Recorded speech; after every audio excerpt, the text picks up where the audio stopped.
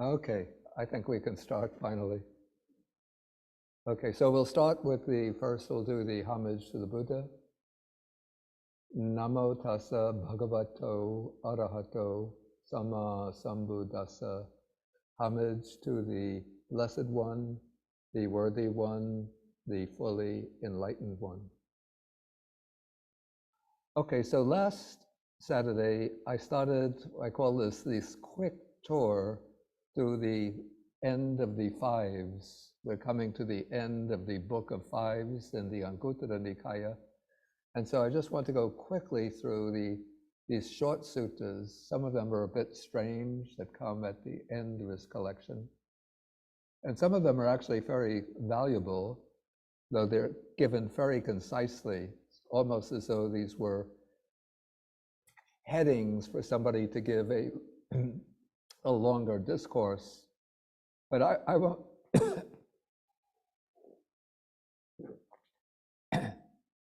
I won't be giving a full discourse on each one of these, but we just look at them quickly and briefly. Okay, so we're resuming now with number 215. This is on the theme of impatience and patience. So in these suttas, we have a lot of contrasting suttas that set up contrasts. So we have 5 dangers or disadvantages in impatience. So when you become angry, impatient, irritable, you become disagreeable to people, so people don't want to associate with you. And even if you really become angry, resentful, you speak angrily to others, you pick up a lot of enemies, you have abundance of faults. I don't know quite what that is suggesting. Maybe other unwholesome qualities. You pick up a lot of other unwholesome qualities. And then this is very serious, that when death occurs, you die in a state of confusion, bewilderment, even overcome by fear and terror. And then with the breakup of the body, you are reborn in a bad destination. Of course, this doesn't mean that a person who becomes impatient and angry once in a while is going to get a bad rebirth, but this is what happens when this anger, impatience, irritability becomes a dominant trait in one's character. And then the opposite of this are the 5 benefits in patience. And you see the Pali word here is khanti. And khanti is even such an important quality in Buddhism that later it becomes one of the paramitas or paramis, the khanti paramita, the spiritual perfection of patience. And so somebody who develops khanti to the superlative extent can endure any amount of abuse, slander, even physical harm and injuries from others. But we have to start in small ways, just by developing patience under difficult conditions, patience in enduring disagreeable weather, cold and heat, burning sun, freezing ice, patience in enduring flies, mosquitoes.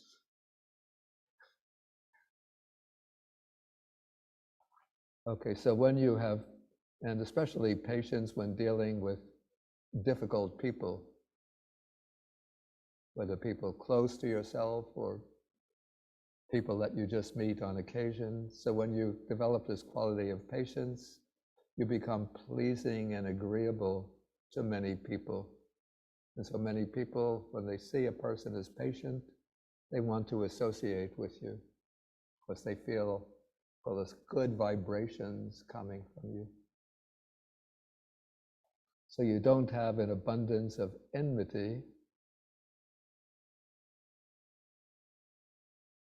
One doesn't have an abundance of faults.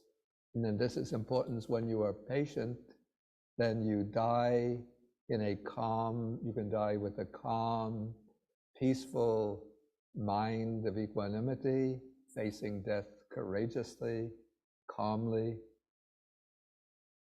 And then with the breakup of the body after death, when patience becomes an ingrained feature of one's character, it will lead one to a good destination, to a happy rebirth.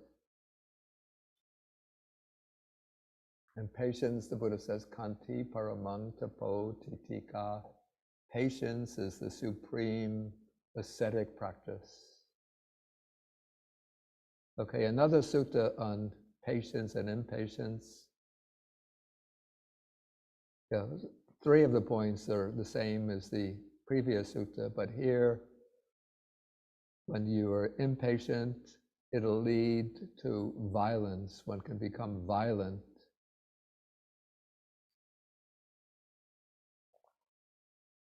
You know, we see this in international affairs when one country is led by people who are given to impatience, then they will unleash any kind of assault with a violent response, violent reprisal. Again, one is remorseful, and then one dies confused, and then one is heading for a bad rebirth. 5 benefits in patience. The new one is not violent, so one can endure abuse, slander, impolite conduct on the part of others. You can endure it patiently, and one doesn't respond with violence, but one responds with a calm, peaceful, loving mind, and can change the situation, turn the situation around. So instead of erupting in violence, conflicts, disputes can easily be resolved. Maybe not easily, but they can eventually be resolved. Again, one dies with a calm, peaceful mind, and one is heading to a good destination. Okay, we'll skip over a number of suttas. I said there are a few strange ones in here, so here's a strange one. 5 dangers in fire. And it seems to be using the word fire in the sense of, I don't know, we have to forget in ancient India, they don't have a heating system where you just go to press a button and then the heat comes on when it gets cold. And in northern India, it will get cold during the winter months, December, January, February, it's quite cold. And so people will build fires to keep warm. So 5 dangers in fire. So what are the 5? Not good for the eyes. Certainly if you stare into a fire for a long time, I think it can cause damage to the vision. It causes a bad complexion, it causes weakness. I don't understand the reason for that. It promotes fondness and company. Of course, when there's like a campfire, people will gather around the fire to keep warm, and then they will be keeping company with each other. And I guess the Buddha has in mind here the monks who should be living sort of in seclusion rather than keeping a lot of company. And then it leads to pointless talk. So those are the 5 dangers in fire. Don't ask me questions about this sutta. I don't have all of the explanation. This is an interesting one. And here, certainly the Buddha is speaking, I think this sutta is directed towards younger monks. And what I've noticed, living for many years as a monk myself, living in Sri Lanka, sometimes we would get these young Westerners come and get ordained as monks, and they become filled with these sort of romantic, idealistic ideas, thinking of the ancient monks who would just wander around from place to place without any fixed residence, not staying a long time in any monastery. And then very soon after getting ordained, they think, I'm going to follow that model, the model of the ancient monks.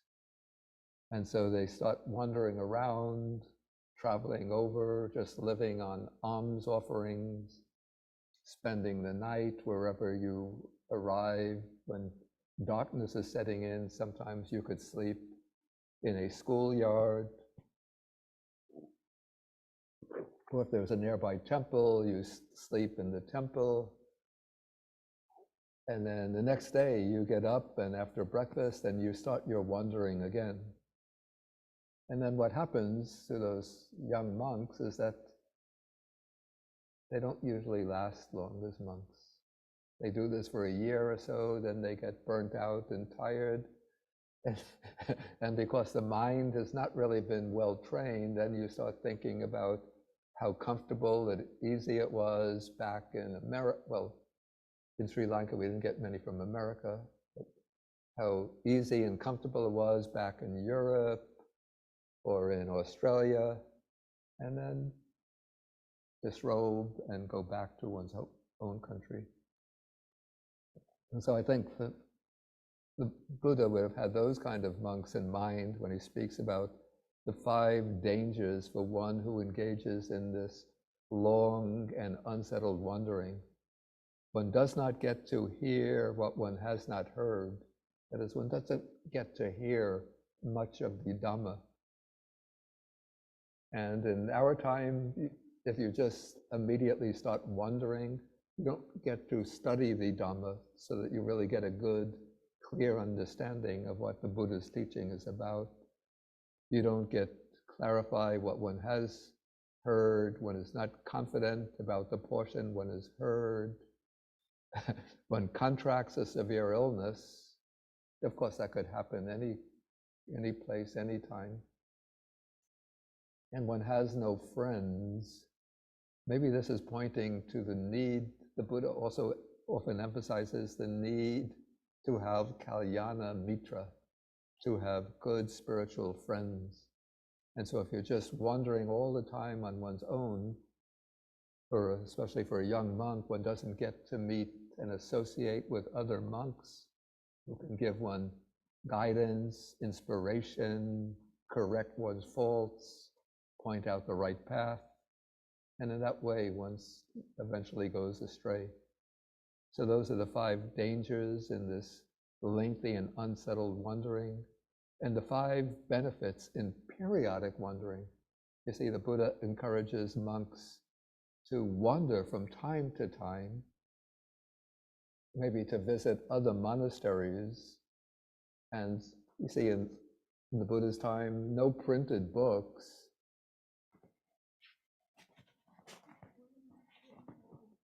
Am I losing the microphone?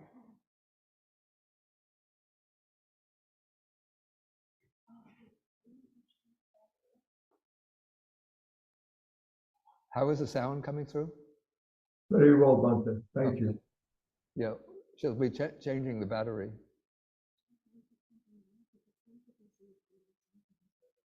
Okay, then maybe change now.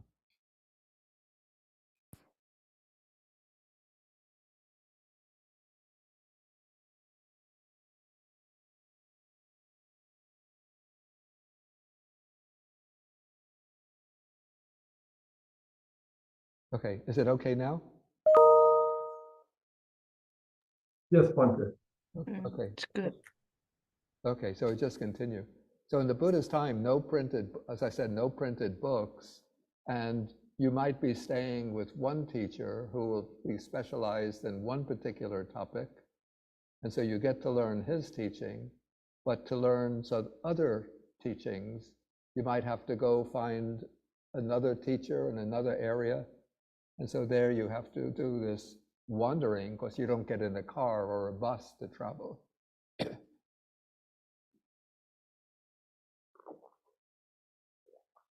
And so then you go to visit some other teachers or go off to another place like one teacher specializes in the suttas, another in the discipline, another in meditation. And so you travel, you get to hear what you haven't learned before. You could clear up your doubts about what you have heard, and so on. It seems you could get a severe illness any place. This seems a little strange. And it's strange why, well, if you stay in one place for some time, then you gather some friends.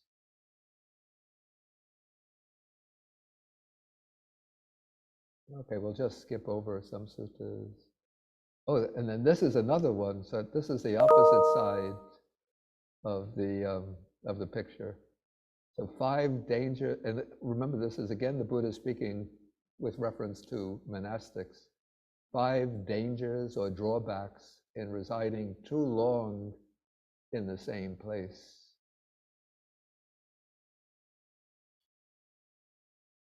Yeah, I'm just too long. How long have I been in Tuangan Monastery? 16 and a half years. Okay. Not long enough, Bhante. Okay. Yeah, but you see, I think the Buddha wants the monks not to just become very attached to the place where they're staying. So 5 drawbacks. First, you come to accumulate many goods. As people make offerings, and then you start building up a storeroom where you keep the offerings, and you a lot of the things you're not using. So you get like a storeroom full of robes, soaps, toothbrushes, toothpaste, shaving cream, maybe teas and other kind of snack items of various kinds. When it comes to accumulate many medicines, well, actually, it's good to have some medicines that will come in useful from time to time. One takes on many tasks and duties and becomes competent in the various things to be done. Why should that be a drawback?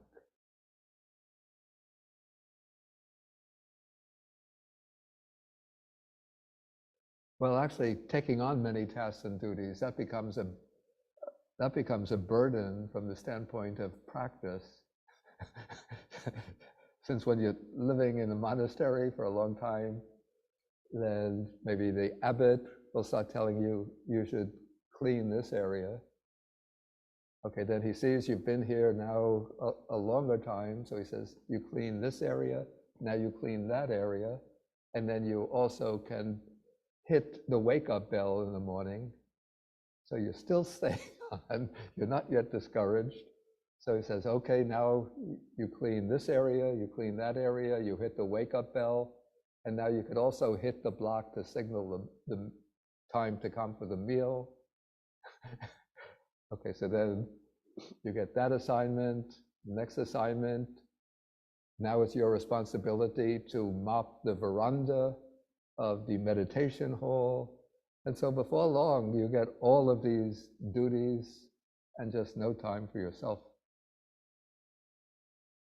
Okay, then one forms bonds with householders, with lay people, and with other monastics in an unsuitable way. So you form kind of intimate bonds with them, so you can joke with them and enjoy different types of entertainment with them. And then when you leave the monastery, you depart full of concern. I don't quite know the implications of that. So, but 5 benefits in staying for a balanced period of time in the same place. So it doesn't mean that you keep on moving from place to place. You stay a certain period of time in one place, and then you move on.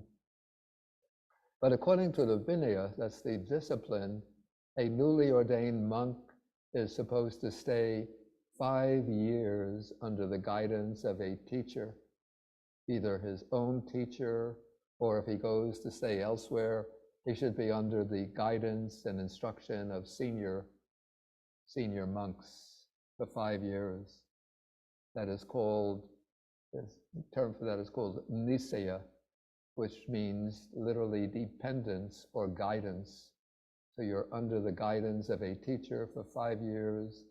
Then after 5 years, you can request to be released from guidance. And if the teacher thinks you are competent, then the teacher will say, you can go now, you can take care of yourself. But if the teacher thinks you're not yet able to take care of yourself, He'll say, stay another year until he considers you're competent. Okay, so the 5 benefits, you don't accumulate many goods, many medicines, don't take on many tasks and duties. But of course, when you stay at any place, you should take on some tasks and duties. And then you'll form, of course, bonds of friendship with householders and monastics. But if you're not there too long, then you don't start forming these kind of worldly bonds, but the relationship will be, let's say, qualified by a certain respect and veneration.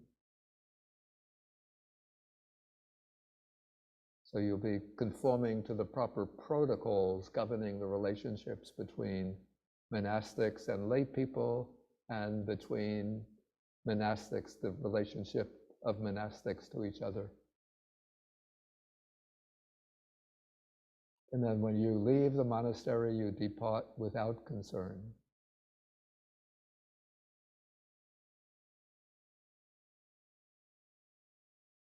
Okay, yeah, this is now a important sutta.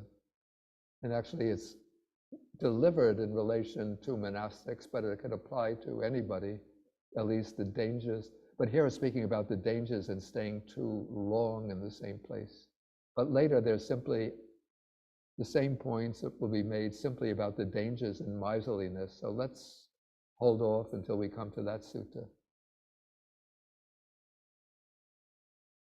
We'll move on. You can read these on your own. Okay, so I'm not sure if this sutta will go down well today, but it's speaking about 5 dangers in wealth. But they're not really dangers, but let's say dangers that wealth is exposed to. And in the Buddha's time, one doesn't have bank accounts and stock holdings and so forth, but wealth is primarily in the form of property, having a house, different kinds of furnishings in the house. Also having, well, there would be issues of gold and silver and jewelry, maybe precious cloths and so on. So the 5 dangers is that it can be consumed by fire, swept away by water in times of floods, deluges. Kings can steal one's wealth, thieves can take it, and displeasing heirs when you have to die. Displeasing heirs might manipulate the will so that your wealth, accumulated wealth, gets passed on to them. So those are 5 dangers in wealth. And now what's interesting, sort of contrasting with some statements in the Bible, as it goes, it's more difficult for a wealthy man to go to heaven than it is for the camel to pass through the eye of a needle. So the Buddha doesn't disparage accumulating wealth as such, but he instructs the disciples, the lay disciples, to use the wealth in the appropriate way, in beneficial ways. So these are 5 benefits in acquiring wealth. So by means of this wealth, one makes oneself happy and pleased and maintains oneself in happiness. So the Buddha doesn't teach people to inflict misery on themselves, but to do things that will make you happy and give some enjoyment and pleasure in life. You can use the wealth to make your parents happy and pleased. This is part of the way of supporting one's parents. You make your wife and children, and in the Buddha's time, slavery was an institution, but you use it even to help one's slaves, workers, and servants to make them happy and pleased and maintain them in happiness. And then one uses it to make one's friends and companions happy and pleased. And then one uses part of the wealth to establish an offering for ascetics and Brahmins. So the Buddha doesn't say you use the wealth to make offerings to me and my disciples, but he speaks generally about the whole community of the religious specialists, the Brahmins who perform, probably these who perform the religious rituals for the community, as well as the ascetic Brahmin orders, the renunciant Brahmin orders, and the Shramanas, the wandering ascetics, who depend on the support of the lay people for their maintenance, who use the wealth to make an offering of alms that is heavenly, results in happiness, and leads to heaven.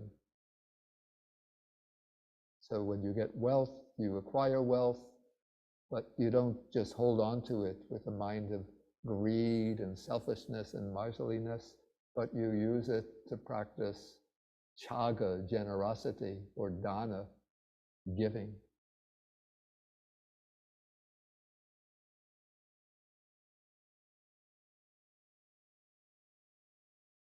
Yeah, I have to come now. There are 2 suttas here. I have to make a word about them, put in a word. With the Anguttara Nikaya, the way it's structured, it has many short suttas. And so in my opinion, these 2 short suttas, which are disparaging to women, perhaps were inserted by the compilers, the monastic compilers of the texts. I don't want to hide these suttas or edit them out, but you have to take them with reservation.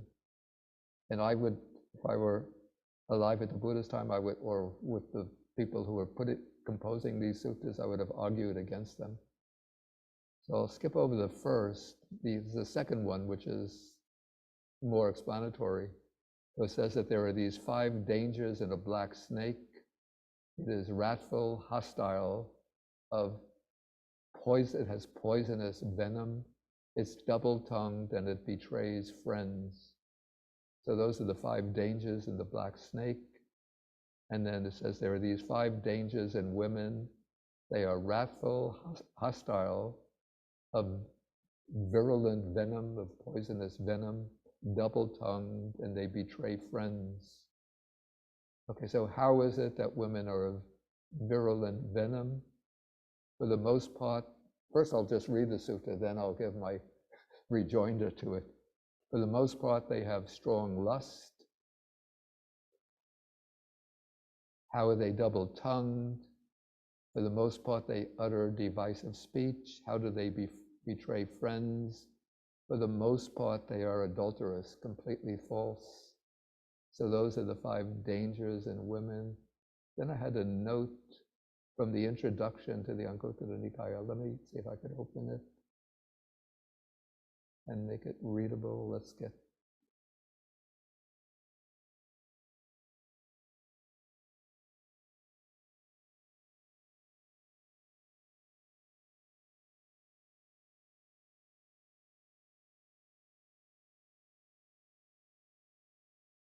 Okay, so I'll read out loud.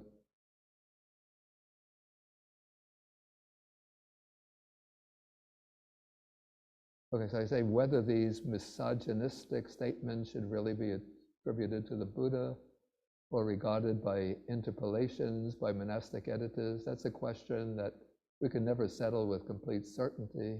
But these statements, certainly they're contrary to the more liberal spirit that we find elsewhere in the Nikayas, in the Buddhist collections. And in a text like the Anguttara Nikaya, it would have been relatively easy for monks who were anxious about their own sexuality and about the spiritual potentials of women to insert such passages into the canon. So these suttas, they don't have counterparts, at least these specific ones, in the Chinese agamas. So that really doesn't mean very much, because there are many suttas in the Anguttara Nikaya without counterparts in the Chinese canon. And there are other suttas dealing with sexuality that show a more symmetrical approach, a more balanced approach. And there are still other suttas which show, in fact, many suttas which show the Buddha acting cordially towards women and generously sharing his teachings with them. Some of my arguments against this kind of sutta. Let me just get the text again. Okay, as for strong lust, what I say, okay, sensual or sexual lust, it's instinctual, inherent in human beings, but when we want to look where are the abuses of sexuality found, like who is responsible for most rapes, if we take percentage-wise, most rapes in the world? Are they women who are raping men or men raping women? Maybe 99.9% men raping women. The gigantic pornography industry, who is it directed to? Are they sexual acts of sexually enticing men intended to appeal to women, or sexually attractive women intended to appeal to men? The answer is obvious. The recent Me Too movement, is this a movement amongst men who are revealing the abuses, sexual abuses that they've experienced at the hands of wealthy and powerful women? Or is it women who are exposing the sexual abuses that they've experienced at the hands of wealthy and powerful men? The answer is obvious. Okay, so that goes for lust. I think though lust is common to both, but it's sort of, I think it's more, let's see, amorphous, without a fixed shape, and more diffuse, and it can take on more violent forms in the case of males rather than females. Okay, divisive speech, I don't see why one gender is more prone to that than the other. And as for committing adultery, again, if you want to take percentages, it's probably like maybe 90% of adultery committed by men against their wives rather than by women against their husbands. Okay, so we don't have to get detained by this too long. So let us see, try to get in a few more suttas, and I can take some questions. So stock passages on the monks.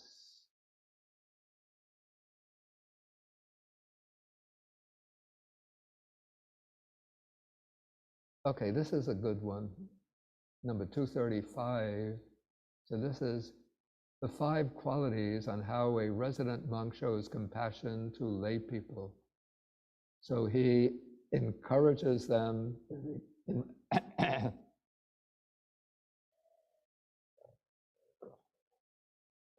in regard to sila, that is their ethical conduct, virtuous behavior.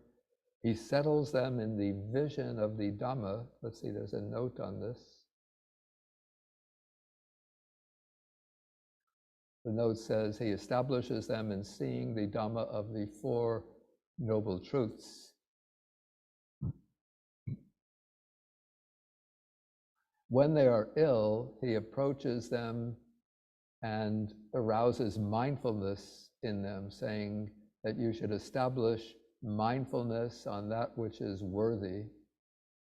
And the note says, establish respect for the 3 bases of faith, that is the triple gem.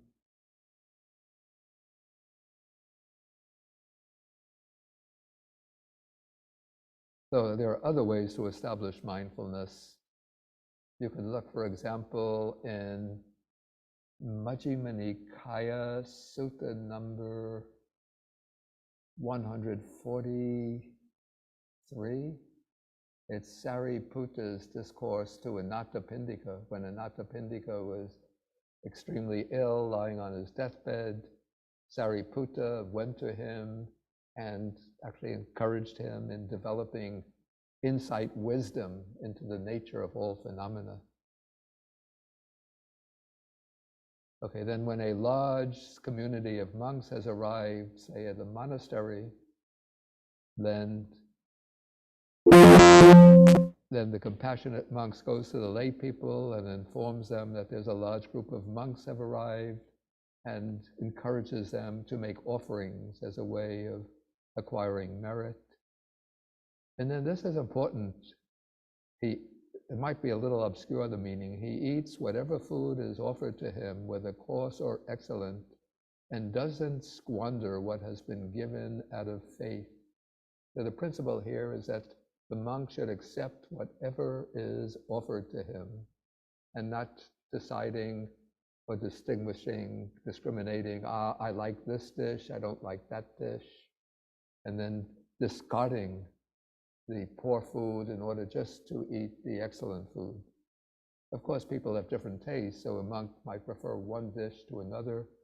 If he's vegetarian, he can reject the meat dishes, but he shouldn't just throw away and discard food that's offered out of faith.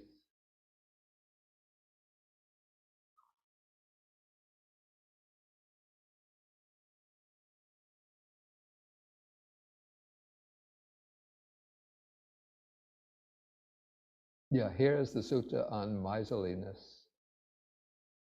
And it's a bit strong, I have to say. So it says, a resident monk, sometimes I have to put question marks around so many suttas which speak about how a monk or any person gets deposited in hell. It seems a little bit like fire and brimstone, the Buddha's counterpart to the fire and brimstone sermons of the of the Southern Baptist preachers. But anyway, we could just say that there are some dangers in miserliness. So the resident monk is miserly with regard to dwellings. That is, he doesn't want, in a monastery, there might be various dwellings. And so the monk, especially he's the one in control of the monastery, he wants to control all of the dwellings for himself and not allow other monks to live in those dwellings. There would be little cottages on the premises of a monastery. He doesn't want to share them with other monks. He is miserly with regard to families. So there might be different families who are supporting the monastery, and if a visiting monk comes, he doesn't want to introduce those families to the visiting monk from fear that the visiting monk will make a good impression on those lay people, and then the visiting monk will win their devotion and he'll lose out. He's miserly with regard to gains. So when people make offerings to him, he hoards all of the offerings, doesn't want to share them with the other monks in the monastery. Sort of the principle that the Buddha teaches is that whatever gains are righteously acquired, one should share them equally with all of the monastics. Miserly with regard to praise, he doesn't want to praise other monks because he wants to get all praise from others for himself. And then the fifth, I already explained, he squanders what has been given out of faith. So he receives offerings, but he just discards them, throws them away, doesn't distribute them or use them with appreciation. And then the opposite is the absence of miserliness. And in this way, one acquires the merits that lead to heaven. So one is not miserly with regard to dwellings, but when other visitors come to the monastery, one opens those dwellings up for them. You're not miserly with regard to families, so you introduce the devoted families to one's fellow monks or visiting monks. Again, you share whatever gains come with others, and you'll be willing to praise others, and you rejoice when others are praised, and you use the offerings that are given thoughtfully, with appreciation, not just squandering them.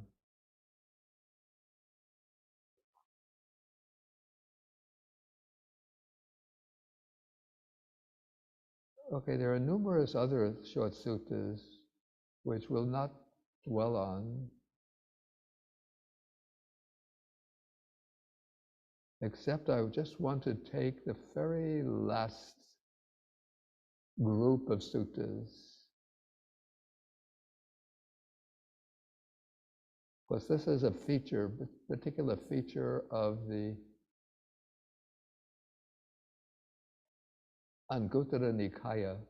And it's interesting that it shows how suttas were constructed. So we have to jump down, down, down.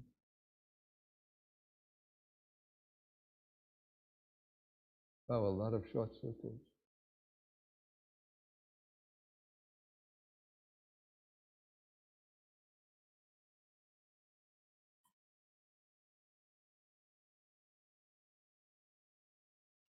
Okay, so this is where what I wanted. Okay, so this is beginning what is called the repetition series. And so I took the first sutta in this series. So we have, for direct knowledge of lust, 5 things are to be developed. So what are the 5? And I already explained this last year when we went through that sutta. The perception of the unattractive, the perception of death, the perception of danger, the perception of the repulsiveness of food, the perception of non-delight in the entire world. So I broke the sutta down into 3 components. First, the quality that's to be achieved, and in this case, direct knowledge. Then the particular factor to be eliminated, to be abandoned, and that is the defilement of the mind, and that is lust. And then the things that are to be practiced, and that is these 5 things. So I call these 1, 2, and 3. And so here we have the first of each category. Now we come to the second sutta in this series. So the first 2 are the same. We have direct knowledge, and the object, the thing to be eliminated, is lust. But we have a different set of 5 things to be developed. So there's some overlap. But we have the perception of impermanence, the perception of non-self, the perception of death, the repulsiveness of food, non-delight in the entire world. So that's 2. Then we have 3, another set of perceptions: perception of impermanence, perception of suffering, perception of non-self, perception of abandoning, perception of dispassion. Then the 4th sutta, we have 5 things to be developed. And here we have the 5 spiritual faculties: faith, energy, mindfulness, concentration, and wisdom. So this is 3, the 3rd factor, number 4. And then now the next set, the 3rd factor changes. So we have set number 5, the 5 spiritual powers, the powers of faith, energy, mindfulness, concentration, and wisdom. Okay, so this is the first group in which these 2 items are constant: direct knowledge and the thing to be abandoned, lust. Okay, now we come to a compressed version of the series. And so here we have all 5 sets of 5 are going to be brought in. So the sutta is abridged in that respect. But here what differs is the first item, sort of the aim, the purpose of the practice. The thing to be abandoned remains constant, so it's lust in each case, but here it's for full understanding, then for the utter destruction, then for the abandoning, destruction, vanishing, fading away, cessation, giving up, and relinquishment. So we have, this is the first item out of the 3, and we go from 2 to 10. So 10 objectives of the practice, from direct knowledge to full understanding, and then to relinquishment. And it's all stated with regard to one factor, lust, and the 5 groups are to be brought in, 5 groups of 5.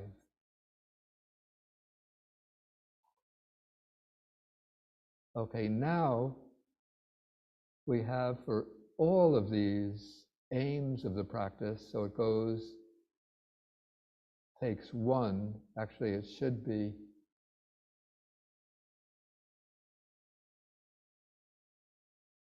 we're going from 1, actually it should be 1 to 10, I think. But it's 2 that differs. Yeah, I can't.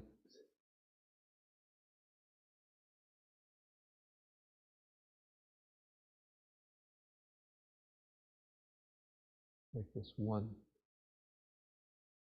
Because it starts with direct knowledge. And then it brings in 16 more things to be abandoned. 16 more defilements. So we have hatred, delusion, anger, hostility, denigration, insolence, envy, miserliness, deceit, deceitfulness, craftiness, obstinacy, rivalry, conceit, arrogance, intoxication, and heedlessness. So from hatred to heedlessness, that's number 2 to 17, the things to be abandoned. And these 10 objectives apply to these 16 defilements, from direct knowledge to relinquishment. And the means to achieve that are the 5 sets of 5. And so with that, we come to the last statement. So this is what the Blessed One, the Buddha, said. And the monks were happy, pleased, and they delighted in the Buddha's statement.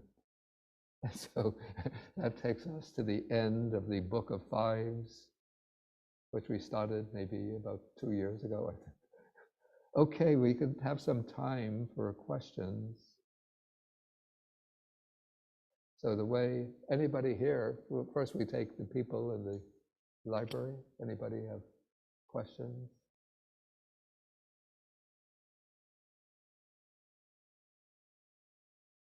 Okay, Yenny. Bhante, I have a question about the patience. I think that if I remember it correctly, you said that patience to enduring the being abused. Yeah. Right. So I'm just wondering, like, because when it did happen to me, for example, right, I did not report it because you did not. I did not report it. I mean, like, I just endure it. Yeah. For example, for the abuse, right? But on the other hand, that happened when I was, younger. But right now, after I gained some experience, I came to know that actually when you get abused, it's best to report it. But is that falls under you become, well, when I endure it, I will take that I am patient. Yeah, but is that the right is that the right approach though? When you're being abused, like, should you report it? Should you not? How is it from the Buddhist perspective? Actually, this is a very good question. I'll just repeat the question for the people online. Yeah, so her question is that, I'll just generalize it. So when you receive abuse, like say especially at a workplace or some other public facility, should you just endure it patiently, or should you report it, like to the authorities? Yeah, in my view, you should report abuse. You endure in the mind, like you remain patient, you don't get angry in the mind. Or of course, naturally you might get angry, but you don't boil over and let the anger control you. But if there is some kind of abuse, I'd say it's a responsibility to report the abuse. Because if you don't report it, then that abusive person will continue to abuse either you or other people at the workplace, and it will be harmful to that person in turn. That person has to have their fall sort of mirrored back to them by getting some kind of reproach. In reporting, I think no, not at all. Yeah, in my opinion, it would be creating good karma because you're helping to protect other people from the abuser, and you're at least setting in motion the process that will help the abuser to correct themselves. Of course, it might not succeed in that, but at least you're making the attempt.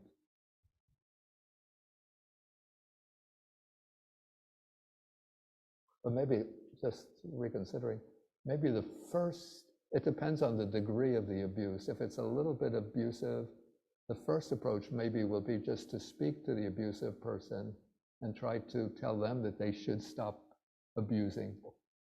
But if it's either serious, heavy abuse, or the person goes on repeating their abuse, then it's the time to report it.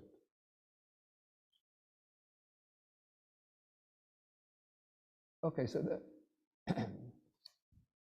then we'll see what questions we have online. So the first will be Drake. Well, thank you, Bhante.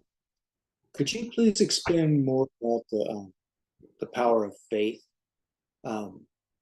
Because I was wondering if it's like faith in the natural law of cause and effect and karma and the benefit of practicing transforming your mind with the Dharma. Yeah, I'd say faith has a lot of, let's say, applications or implications. And it's not, the Pali word we use is saddha, that I translate faith as saddha. And it doesn't mean just like blindly believing everything that the Buddha says, but what it means is the way it's defined, and you'll find the definition if you go back to the close to the beginning of the Book of Fives. It's defined as placing trust in the enlightenment of the Buddha. And so out of the teaching of the Buddha comes out of the enlightenment of the Buddha. So you have this faith or trust that the Buddha is an enlightened one, and therefore one accepts on trust the teachings of the Buddha as both the teachings that reveal, let's say, the nature of reality, of existence, even things that we could see only partly for ourselves, like maybe the 3 characteristics of existence, the 4 noble truths, dependent origination, and faith in the practice that the Buddha lays down, faith that the Noble Eightfold Path, the 4 foundations of mindfulness and so on, will lead us to a deeper, more secure, more fulfilling kind of happiness and peace, and eventually to liberation and nirvana, nibbana. So in brief, that would be my explanation of faith. Okay, we'll move on. So next will be Dave.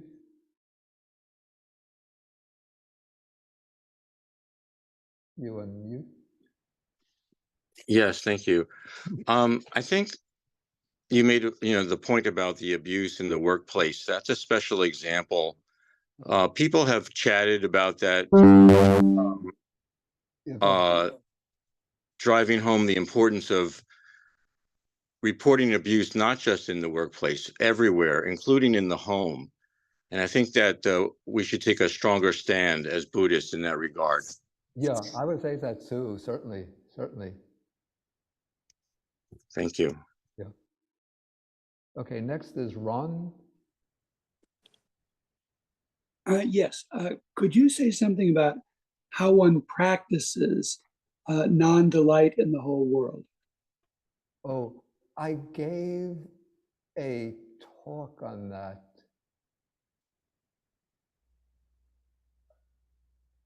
Back, let me try to think when I gave it. It would have been roughly the same time towards the fall, middle or late fall of 2022. Okay, let me just try briefly. And the way it's explained in the suttas, okay, you find a definition of it in the Girimananda Sutta. This is Anguttara Nikaya, Book of Tens, is it number 60 or 61?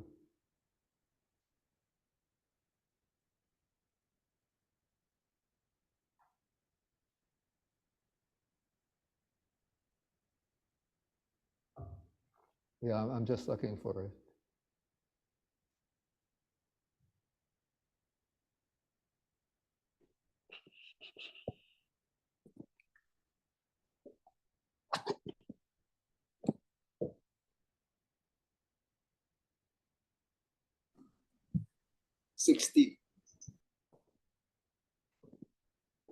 Yeah, it's number 60.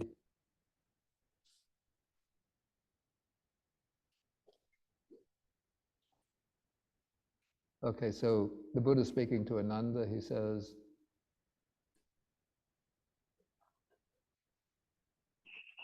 are you seeing the screen with the text? Otherwise, I will read it. No, Bhante. Okay, so it says, what is the perception of non-delight in the entire world? Here, he's referring to a monk refrains from any engagement and clinging, mental standpoints, adherences, and underlying tendencies in regard to the world, abandoning them without clinging to them. So that is called the perception of non-delight in the entire world. So basically, the way I would understand this is that when one is seeing into the impermanence and the conditioned nature of all conditioned phenomena, then one discarding, repudiating, removing this clinging and attachment to these conditioned phenomena. Basically, in short, that's the way I would explain this perception of non-delight in the entire world. One sees the impermanence, unsatisfactory nature of things, and then through that insight, one becomes disenchanted with the fascination, this glittering surface of the world, of worldly phenomena. Thank you, Bhante. Okay, let me go back. Okay, we have a question from iPhone. You can unmute. Hello? Yeah, you're open now. Hi.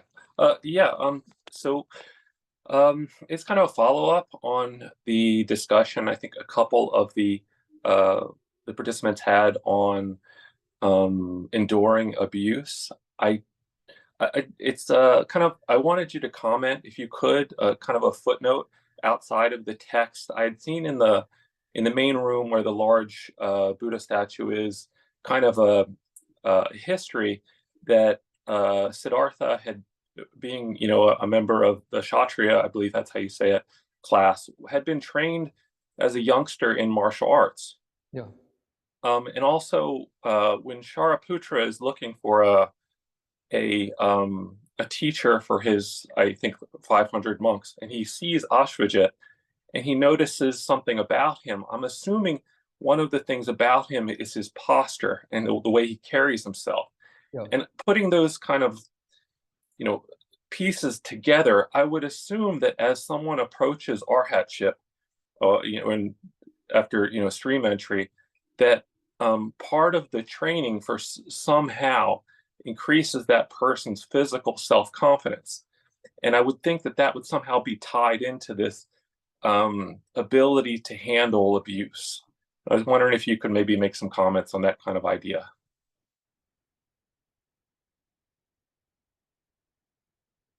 Yeah, it's something I never thought of before. Yeah, it's kind of, I'm kind of tying together a couple, just like pieces that I've read, and the thought, thinking about the martial arts, I had never thought about that in terms of Siddhartha, but I think about it in terms of the Zen monks, obviously, and Bodhidharma, and I never put that two and two together. So it surprised me, but then it seemed to become kind of obvious that this would be, part of the background of Though I'd of say, what a monk would be. yeah, maybe somebody who has been trained as a warrior, like the Kshatriyas, are able, yeah, actually there are suttas which speak about how they compare the Arhat to the warrior, and the warrior is able to endure like blows of swords and so on. And so in the same way, the sort of developed monk is able to endure abusive speech and to endure inclement weather and attacks from flies, mosquitoes, snakes, and so on. Yeah, it's an interesting point, though it's something I've never reflected on before. Okay, we could take one more question. And this is LS, I'm not sure how to pronounce, Kowai. Yeah. Hi, good morning, Bhante. Yeah, it's pronounced as Koi. Yeah. Kowai, I said. Yeah. Mahasadu on Bhante's teaching. It is really wonderful. Yeah. And I would like my question is regarding the die unconfused. So can Bhante help to further explain on what exactly it means by unconfused? Is it related to, is it just sati or sati sampajanya? Or it is just as long as the person is free from Alzheimer and dementia, then that is considered good. So what exactly the stage of unconfused? Thank you, Bhante. Yeah, the text never really elaborates on what is meant by dying unconfused, but my speculation would be that like somebody who commits a lot of ethical, moral transgressions, when death comes, they get overpowered by maybe remorse, fear, maybe as the signs of the next rebirth start to appear, they start to see disagreeable, we call these nimittas, signs of the coming rebirth.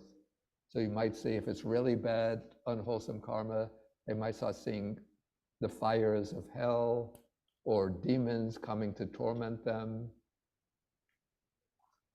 or other disagreeable forms. And then the mind gets overwhelmed by fear and by distress and terror that they're going to be losing their life. So I think that's what would be meant by dying unconfused. And so the opposite is dying with a clear mind.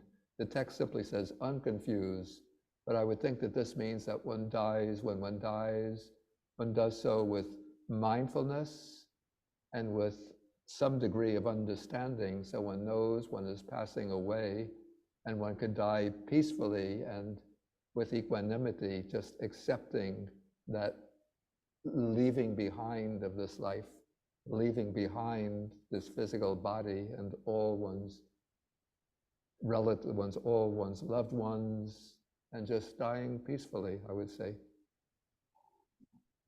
Let's see. Thank you, Bhante. Okay, so we will have to end now for the day. And again, I apologize the opening for the meditation session because I had put in the wrong password several times and then the system locked me out. I had to change the password to get in. Okay, so we will end with the sharing of the merits. And let's today, because of all of this terrible violence taking place in the Middle East, in Gaza, especially now, last week, the slaughter, we have to call it the slaughter, the massacre of just innocent Israelis and even people from other countries enjoying themselves in southern Israel last week, or early this week, that violence, and now the bombing, utter devastation of Gaza, and the killing of so many last week Israeli people, this week so many people, Palestinians in Gaza. Let us dedicate the merits of our practice and of our Dhamma talk today. We dedicate it to bringing some degree of peace and reconciliation in Palestine, in Israel, and in the Palestine. So we'll share the merits. First, let's just do like 2 minutes of meditation, of silent meditation, sending thoughts of peace and reconciliation to Israel and the Gaza Strip, actually the whole Palestinian territories.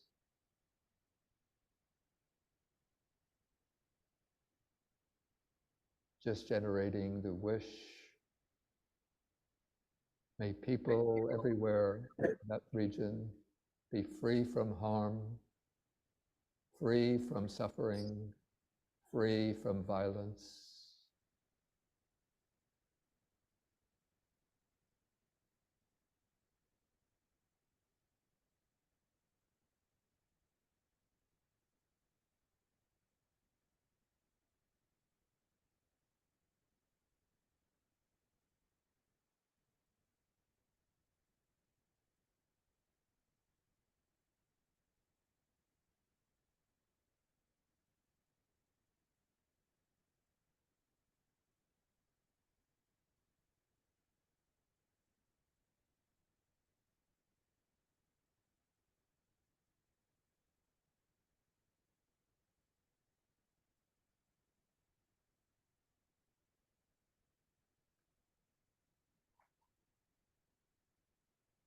Okay, and then I'll invoke the blessings of the Devas and the Nagas, asking them to protect the sasana, but also to protect the world from violence and killing and destruction. Akasata Chabumata Deva Naga Mahidika Punyantam Anumoditva Chirang Rakantu Sasanam Akasata Chabumata Deva Naga Mahidika Punyantam Anumoditva Chirang Rakantu Desanam Akasata Chabumata Deva Naga Mahidika Punyantam Anumoditva Chirang Rakantu Mang Parang Dukha Pata Chani Dukha Baya Pata Chani Baya Soka Pata Chani Soka Pantu Sabepi Panino. May those in suffering be free from suffering. May those in fear be free from fear. May those in sorrow be free from sorrow. May all living beings also be thus. And may people everywhere live together in peace and kindness and harmony. And then we could end with 3 bows to the Buddha Dhamma Sangha. Okay, I'll be standing up to get the chime.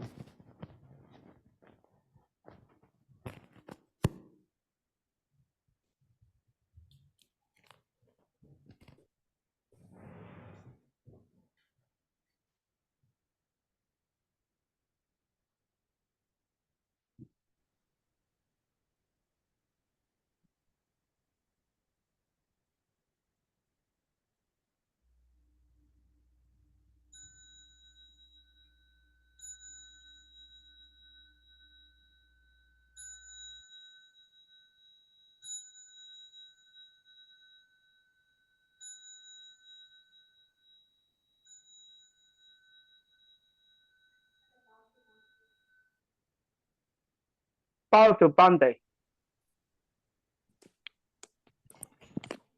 Thank you, Bhante. Okay, Thank you, thank you. Bhante. Thank you, Bhante. Thank you, Thank Bhante. you, Bhante. Thank you, Bhante. Swati all Thank you, good. Bhante. Thank you, Bhante. Thank you, Bhante. Thank you, Bhante. Thank you, Bhante. Thank you, Bhante. Thank you, Bhante. Take care, Bhante. Okay, so Yeah, take care, Bhante. Thank you.